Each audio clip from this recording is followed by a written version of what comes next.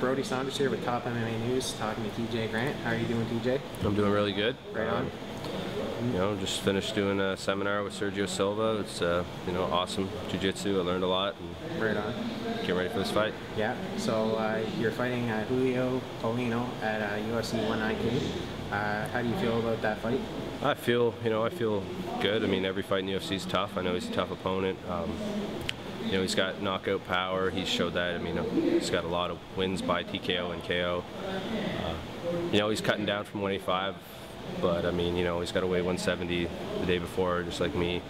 So, you know, I expect a big, strong, tough guy with heavy hands. And you know, obviously it's MMA, it's the UFC. This level, everyone's working on their ground game. Everyone, you know, a lot of people say I have the ground advantage, and you know, that's just.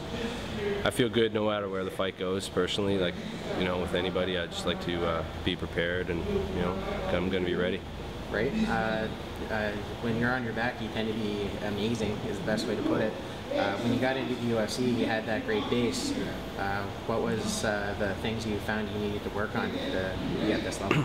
Well, it's something that kind of opened my eyes in the UFC. Is even though I feel like I'm good on my back and I cannot take very much damage and stuff, it's tough when you get sweaty. Like, it doesn't matter, like, your level of jiu-jitsu. A lot of guys, I mean, everybody's got a really good base, everyone's got good wrestling, and you know, you can get decisioned by getting taken down, and I mean, I have good wrestling, but sometimes I'm just, you know, I'm just happy to kind of go to my back. And it's a 15-minute fight. You got to win each round. You got to treat it just like a competition. I like to fight people and, you know, try to come out on top by fighting them, but you know, that's not always the case. It is a competition, and you got to think about winning rounds, and being on your back not necessarily is going to do that for you. So that's something I've been working on, you know, trying to get back to my feet, and obviously defending the takedown a little harder. And you know, wrestling is such an important base for the sport, and you know, that's for me the biggest thing.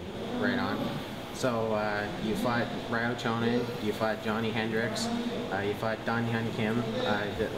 Since you got into the UFC, you really haven't had easy fights. You've got thrown right into some tough opponents. Yeah.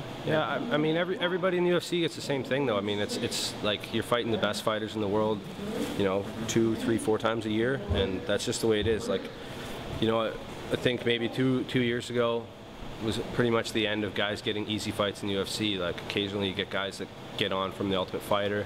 I'm not saying guys from the Ultimate Fighter aren't tough, but I'm saying that, you know, a few guys get in there and they get some fights because, you know, say they talked a lot of shit, like Junie Browning or something. I mean, that guy's a tough guy, but you know, that, I'm not saying he's an easy fight, but at the same time, like, he got on because he talked a lot of shit. He didn't win any fights on the show, I don't think, you know, and I mean, everybody's got to deal with the same thing. You just got to be prepared. You know, I'm in the UFC, and it's kind of cool, but I got to fucking train my butt off and prepare. Right on. You know?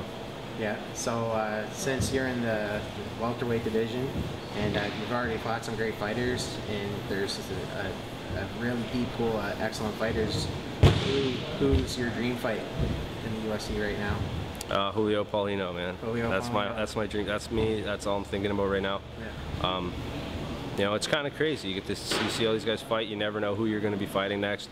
You're watching, you know, the show, and I'll be sitting there watching fights, and I'm like, well, you know, I don't have an opponent yet. Maybe if this guy beats this guy or this guy beats that guy, I'll be fighting. You know, you never know. So it's kind of, you know, it's a waiting game, you know. Like, but it's neat. Once you find out, you get used to it, and you know, you start training for that guy. Yeah. So now that you're basically a high-profile fighter, have you ever thought about moving to other gyms to prepare for fights, or? I mean, we've always, you know, traveled. Like, I plan on making a trip to Brazil and getting some good jiu-jitsu in. You know, I've been focusing a lot on my jiu-jitsu as of late, and you know, I make trips to Thailand. We have a great group of guys here at Fit Plus. You know, we train really hard, and we have, you know, this is my home. Like, I live right up the street. I'm not gonna relocate anywhere else. I love it here, and you know, as far as specific opponents, you know, like, sometimes, you know, we'll bring in a wrestler, top-notch wrestlers, and you know, bring in jiu-jitsu guys. We'll bring in whoever we need to make sure that, you know, I can be best prepared for fights. You know. Right. Yeah. I've noticed in the East Coast that the jiu-jitsu is just off the hook as far as competition goes. Why do you think the jiu-jitsu seems to be the main game for East Coast fighters? Well, I mean, everybody's been at it, you know, a long time, but I would say, yeah, grappling is, with the 2 gyms in the city, Fit Plus and Titans, we're more of a grappling-oriented gym. Obviously, over time, it's becoming, MMA, and everyone's getting really good at striking too. Like, I'm watching guys strike, and everyone's looking really good, and the sport's just going to keep evolving, just like it is here, and eventually, you're just going to see guys that are really good at everything. Really good at everything, yeah. Yeah. So, looking back at the week that just passed, Anderson Silva just fought Chael Sonnen, and it seemed like the fight of his life. What did you think about that?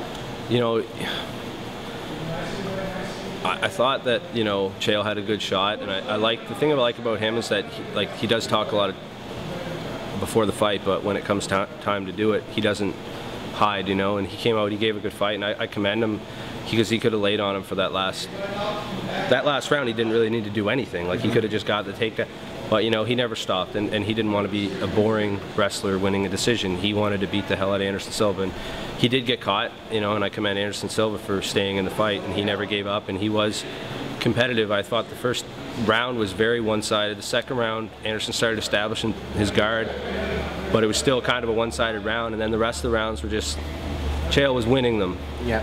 And Anderson kept in there, man, and I don't know how he didn't have, like, cuts and bruises, and he walked out of there looking like Chael Sonnen should have, you know what I mean? Like, Chael Sonnen looked worse than Anderson, which is just crazy. Yeah.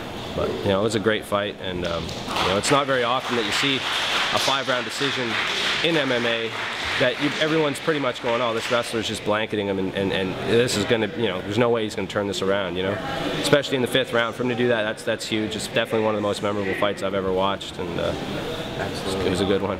Every fight was good. Yep. The whole card I thought was amazing. John Fitch and Thiago Alves. Yeah. That was a fight that got a lot of criticism. And what do you think of John Fitch as a fighter? He's in your welterweight division, and he could be a possible opponent in the future. Yeah, I mean, John Fitch is. I think he's. He doesn't have the most flashy style, but he wins, man, and he's tough, and he. If you want to criticize his style of fighting, go out and beat him. You know what I mean? Like, exactly. Yeah. George did it, but no one else really has in the UFC, and he's tough, and he's got to get it. He's earned his title shot. I don't know what's going to happen if Koscheck beats GSP. That's going to be interesting, but I hate to say I'm a fan of guys that I have to fight at some point in my life, but I'm a fan of John Fitch. He's tough, and he works hard. He's a grinder, man. You got to respect it. Absolutely. And then the big thing that's hovering over, because the fight's coming up at the end of the month, is Randy Couture and not Randy Couture and James Toney, MMA versus boxing. How do you think that's going to play out? Man, okay. I think Tony's a great fighter, and I don't want to take anything away from him, but he's gonna. I think it's not really. There's no reason to make the fight, but. Why not, I guess, and I think Randy's going to just beat him up. If Tony hits him, he might get lucky, but I don't really see any chance, like maybe a 1% chance of him beating Randy, Yeah.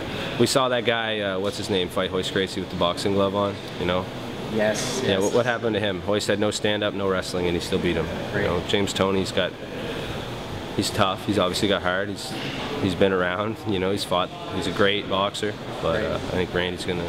It's a totally different sport, man. Absolutely. So again, this is TJ Grant, and it's been a pleasure talking with you. And I hope for many more interviews. And I wish you the best of luck against Julio Paulino and absolutely every other fight that you have in your career. Thanks a lot, man. And thank you guys for coming out, and appreciate it. Absolutely. Thank you very much.